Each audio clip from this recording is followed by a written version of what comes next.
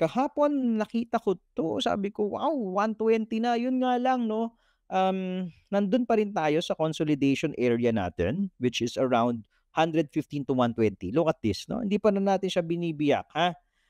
Okay, so we need to take that out. V7 na 'to, eh, na Tipay, eh. Wala pa, eh. So it's telling us 'no, according to this latest version ng Tipay, talagang consolidating kasi magkadikit pa rin po yung mga MAs natin sa taas. Medyo iwan 'tong blue, yung last na MA niya, right? Ito yung slow moving moving average, alright? Either we continue to consolidate inside the box or wait for this blue to go up. Let's see. Ay, magkakaroon to ng mga buy signal, eh, no? Daily to, eh, no? Hindi, wag natin gamitin diyan. Magkakaroon yan ng mga buy signal, eh, kapagka game na siya, eh. Kapag malapit na siyang pumutok. Ayun, no, sa 4 hours, oh, consolidating nga siya. So tayo, ang ginagawa nating analysis kasi from one day, next na tinitignan natin is the 4 hour, alright? If you're going to notice sa 4 hour time frame, using this V7, hindi pa po namin to nilalabas, ha. Still on its testing phase, consolidating to.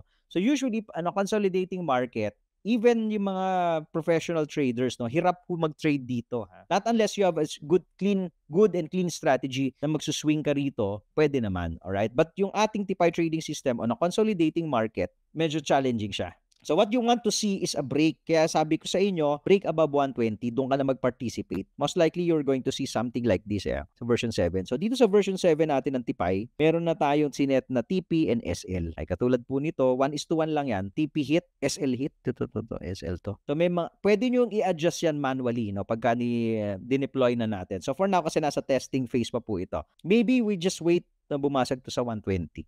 Wag magmadali for me, or kung nilalaro nyo po ito, bababa ka pa sa mas maigsing time frame, which is 1 hour to 15 minutes.